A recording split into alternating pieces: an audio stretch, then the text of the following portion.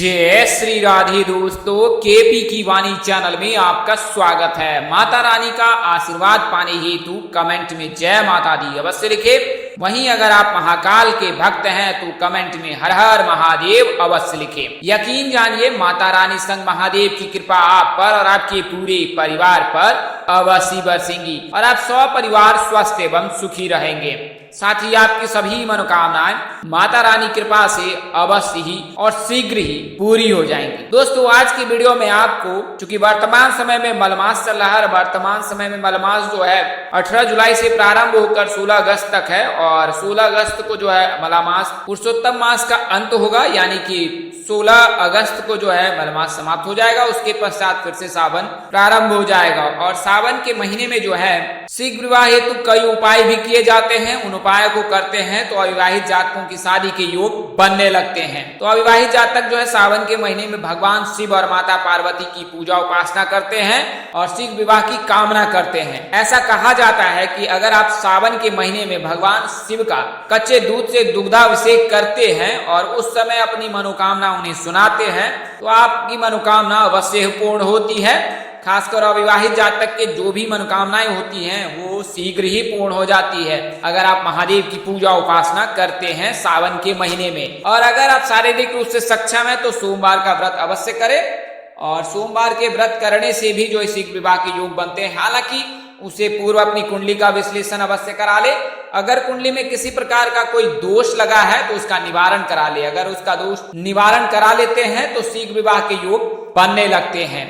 साथ ही अगर आप निम्न उपाय को करते हैं तो इससे भी विवाह के योग बनने लगते हैं। तो सर्वप्रथम के सावन के महीने भगवान शिव जी की पूजा उपासना अवश्य करें और कुंडली विश्लेषण करा ले। कुंडली विश्लेषण से आपको यह जानकारी ज्ञात हो जाएगी कि आपकी कुंडली में किस प्रकार के दोष लगे। अगर कोई दोष लगा है तो उसका निवारण करा ले तो तत्पश्चात आपकी शादी निश्चित ही हो जाएगी। तो आज की वीडियो में आपको सावन के महीने के लिए ही है। सावन के महीने में शुक्र का जो राशि परिवर्तन हो रहा है, शुक्र लड़कों के विवाह के कारक होते हैं और जब शुक्र राशि परिवर्तन करते हैं तो जिस राशि में प्रवेश करते हैं उस राशि के जातक के लिए सुख के योग बनाते हैं। ये सुख सभी प्रकार के हो सकते हैं। धन के सुख योग मिल सकते हैं। इसके अलावा जो है अगर अविवाहित है तो विवाह के योग है, अगर विवाहित है तो दाम्पत्य जीवन में सुख आ सकता है, संतान प्राप्ति के योग बनते हैं। कुल मिलाकर कहे प्यार, रोमांस और सुख, शोहरत, ऐश्वर्य, इसके जो कारक वो होते हैं शुक्रदेव और शुक्र के मजबूत रहने से शीघ्र विवाह के योग बनने लगते हैं। इसलिए ज्योतिष हमेशा ही जातक को शुक्र मजबूत करने की सलाह देते हैं। कुंडली में 2 ग्रहों का मजबूत रहना अनिवार्य होता है। अगर सुख शोहरत आपको हासिल करना है तो शुक्र और गुरु और शुक्र अगर मजबूत है तो सभी प्रकार के जो दोष हैं वो दूर हो जाते हैं और आपके जीवन में सुख और शांति का आगमन होता है। तो आप शुक्र को मजबूत करने के लिए सावन के महीने में जितनी शक्ति हो, यथाशक्ति हो तथा भक्ति भाव से जो है आप शिव जी की पूजा करें। और अगर आप शिव जी को मनाने में कामयाब हो जाते हैं तो यकीन जानिए जो भी मनोकामनाएं हो इसी वर्ष अवश्य ही पूर्ण हो जाएंगी। तो वर्तमान समय में मलमास है तो मलमास के समय में भी आप जो है भगवान देवी देवता की पूजा उपासना कर सकते हैं। इसके अलावा जो है आप विशेष उपाय भी कर सकते हैं। उन उपायों को करने से शीघ्र विवाह के योग बनते हैं। तो शीघ्र विवाह के लिए क्या क्या उपाय है पहले उसको मैं बता देता हूं, उसके पश्चात मैं बाकी जानकारी दूंगा। तो शीघ्र विवाह के लिए आप जो है गुरुवार के दिन पीले वस्त्र धारण करें, सोमवार शुक्रवार के दिन श्वेत वस्त्र धारण करें। आपके पास पर्याप्त समय है तो दुर्गा सप्तशती अर्गला स्तोत्रम का पाठ अवश्य करें, माँ पार्वती चालीसा का पाठ करें। इसके अलावा राम रक्षा स्तोत्र का पाठ करें और शिव जी की उपासना करें। अगर आपके पास पर्याप्त समय नहीं मिलता है तो आप जो है महज जलाभिषेक कर भी शिव को प्रसन्न कर सकते हैं। भगवान शिव जो है जल के अभिषेक से भी प्रसन्न हो जाते हैं और जातक को जो है वो मनोवांछित फल देते हैं। अगर आप कोई विशेष कार्य में सिद्धि प्राप्त करना चाहते हैं तो भी आप भगवान शिव की पूजा उपासना करें, उनकी आराधना करें तो भगवान शिव आपकी उपासना अवश्य स्वीकार करेंगे। तो आपको करना क्या है, रोजाना जलाभिषेक करना है।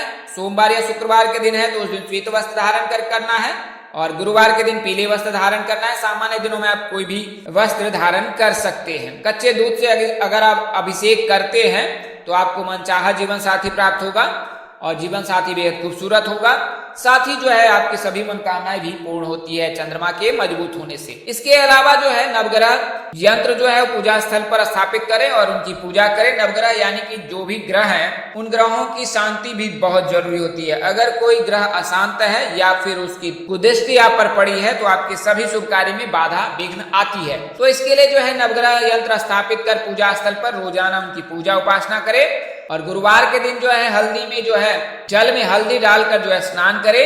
इसके अलावा जो है अगर लड़के हैं तो जल में इलायची डालकर जो है स्नान करे। इससे शुक्र मजबूत होता है और जब शुक्र मजबूत होता है तो फिर जो है विवाह के योग बनते हैं। वहीं लड़कियां जो है केले के पौधे में जल का अर्घ दे। इस समय जल में जो है हल्दी मिलाकर अर्घ दे और वहीं उस समय गुरु मंत्र का जाप अवश्य करें, इससे शीघ्र विवाह के योग बनते हैं। इसके अलावा आप शिव जी की पूजा उपासना अवश्य करें। शिव चालीसा, दुर्गा चालीसा, माँ पार्वती चालीसा और शिव स्तुति का पाठ आप कर सकते हैं। तो इससे जो है सभी प्रकार के जो है दोष हैं वो विवाह के दूर हो जाते हैं। आइए अब आगे बढ़ते हैं। तो जैसा कि आपको पता है कि केपी की वाणी एक मात्र ऐसा चैनल है जिस पर विवाह संबंध की जानकारी विस्तार पूर्वक दी जाती है। तो आप अपनी कुंडली बनवा सकते हैं केपी की वाणी से संपर्क कर या फिर कुंडली का विश्लेषण करा सकते हैं। हमारा संपर्क नंबर 8581235670 है, 8521835670। तो इस नंबर पर आप संपर्क कर केपी की वाणी से कुंडली बनवा सकते हैं और या कुंडली विश्लेषण करा सकते हैं। अभी अब तक हजारों कुंडलियां बनाई गई है, जातकों को इससे फायदा भी हुआ है। आप भी संपर्क कर जो है कुंडली का विश्लेषण करा सकते हैं। इसके अलावा आपको कुछ विशेष टोटके भी बता देता हूं। उन टोटकों को अगर आप करते हैं तो यकीन जानिए इससे भी फायदा मिलता है। तो गुरुवार के जो है आटे के 2 पेड़ों को थोड़ी सी हल्दी, थोड़ा गुड़ और चने की दाल मिलाकर गौ माता को खिलाए, इससे भी विवाह के योग बनते हैं। अगर विवाह योग्य कन्या है तो कन्या के तकिए के नीचे हल्दी की गांठ को पीले वस्त्र में बांधकर रख दे, ऐसा करने से भी शीघ्र विवाह के योग बनते हैं। इसके अलावा मिट्टी के बर्तन में जो है मशरूम भर किसी मंदिर में जाकर दान करें, इससे भी विवाह के योग बनते हैं। इसके अलावा शुक्रवार के दिन सूर्यास्त से पूर्व विवाह हेतु ईश्वर से प्रार्थना करें और इस दिन जो है आप श्रृंगार का सामान अविवाहित जातक युवतियों को दे, अन्यथा आप दुर्गा मंदिर जाकर जो है श्रृंगार का सामान भेंट कर सकती हैं या कर सकते हैं। तो इससे जो है शीघ्र विवाह के योग बनने लगते हैं। पलंग के नीचे कोई भी भारी वस्तु ना रखें, इससे भी जो है दिक्कत आती है। गुरुवार के दिन या फिर पूर्णिमा के दिन जो है वट वृक्ष की परिक्रमा करें 108 बार और वट वृक्ष की पूजा करें, इससे भी जो विवाह के योग बनते हैं। अगर किसी विवाहित स्त्री के संपर्क में हैं आप, यानी कि वो आपके परिवार के हैं या आस पड़ोस के हैं, तो उनके हाथों से अपने हाथों में मेहंदी लगवाएं, इससे भी विवाह के योग बनने लगते हैं। आप यह कार्य सावन के महीने में अवश्य करें, इससे विवाह के योग अवश्य बनते हैं। कच्चे दूध से अभिषेक करने के लिए मैंने आपको बताया ही है, तो कच्चे दूध से भगवान शिव का अभिषेक करें। साथ ही पूजा में बेलपत्र, अक्षत, कुमकुम आदि से विधिवत पूजा करें। सोमवार के दिन चने की दाल, कच्चे दूध, अखंडित चावल आदि चीजों का दान करना भी शुभ माना गया है और इन चीजों का दान करते हैं तो शीघ्र विवाह के योग बनने लगते हैं। तो यह तो मैंने आपको कुछ उपाय बताए हैं। आइए अब मैं आपको शुक्र के राशि परिवर्तन के बारे में बता, जैसा कि आपको अन्य वीडियो में बताया है, इस वीडियो में बताता हूँ नए व्यूअर्स के लिए है कि शुक्र जो है लड़कों के विवाह के कारक होते हैं। अगर शुक्र मजबूत है तो शीघ्र शादी हो जाएगी, अगर शुक्र कमजोर है तो शादी में देर होगी। शुक्र को मजबूत करने के लिए कोई विशेष पूजन की जरूरत नहीं पड़ती है। आप भगवान शिव जी की जितनी शक्ति हो, जितना आपके पास पर्याप्त समय मिलता है, उस समय में अगर श्रद्धा भाव से, पवित्र भाव से, यानी कि उनको समर्पित कर, वह समय अगर भगवान को समर्पित कर देते हैं और विशेष कार्य में कोई रुचि न रख कर भगवान की केवल पूजा करते हैं, तो यकीन जानिए भगवान महादेव आपकी मनोकामना अवश्य पूर्ण करेंगे। और जब आप शिव जी की पूजा करते हो तो ये सभी नवग्रह जो हैं उनकी ही पूजा करते हैं। और अगर आप शिव जी की पूजा करते हैं और आप उनसे यह कामना करते हैं कि जो भी बाधाएं जीवन में आ रही है वह दूर कर दे, तो यकीन जानिए उनकी कृपा से सभी ग्रह अपने अपने जगह पे स्थिर शांत हो जाते हैं। तो शुक्र देव जो है वो स्वयं ही भगवान शिव की पूजा करते हैं, शनिदेव स्वयं भगवान शिव की पूजा करते हैं। इसके अलावा अन्य ग्रह राहु केतु भी जो है भगवान शिव के शरण चरण में रहते हैं। चूंकि कालांतर में जो है भगवान विष्णु ने ही उनका वध किया था राहु का, तो इसके लिए जो भगवान शिव के शरण चरण में रहते हैं, तो सभी जो ऐसे ग्रह हैं जिनसे जो है जातक के विवाह में बाधा आती है, वो स्वयं महादेव के चरण शरण में रहते हैं। तो अगर आप महादेव के शरण चरण में रहते हैं तो यकीन जानिए सभी प्रकार की जो विपत्ति है वो दूर हो जाएगी और साथ ही शुक्र भी मजबूत हो जाएगा, सभी प्रकार के सुखों की प्राप्ति हो जाएगी। तो सावन के महीने में चूंकि वर्तमान समय में शुक्र जो है सिंह राशि में विराजमान है, लेकिन वर्तमान समय मलमास प्रारंभ हो गया है। आने वाले समय में 7 अगस्त को फिर शुक्र से निकलकर जो है शुक्र कर्क राशि में प्रवेश कर जाएंगे बकरी चाल चलकर,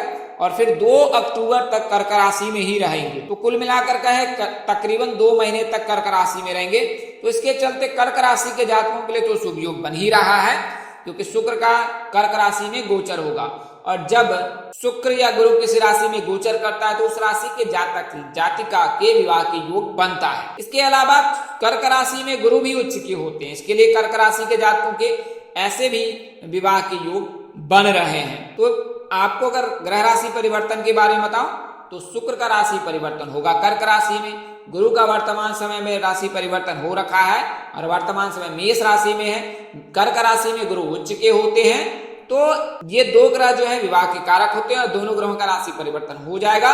मेष राशि में तो गुरु पूर्व से विराजमान है, आने वाले समय में शुक्र जो है वो कर्क राशि में विराजमान हो जाएंगे, तो फिर कर्क राशि के जातकों के लिए शुभ योग बनेगा। तो आइए मैंने आपको उपाय भी बता दिए, आइए अब आपको उन 3 राशियों के बारे में बताता हूं।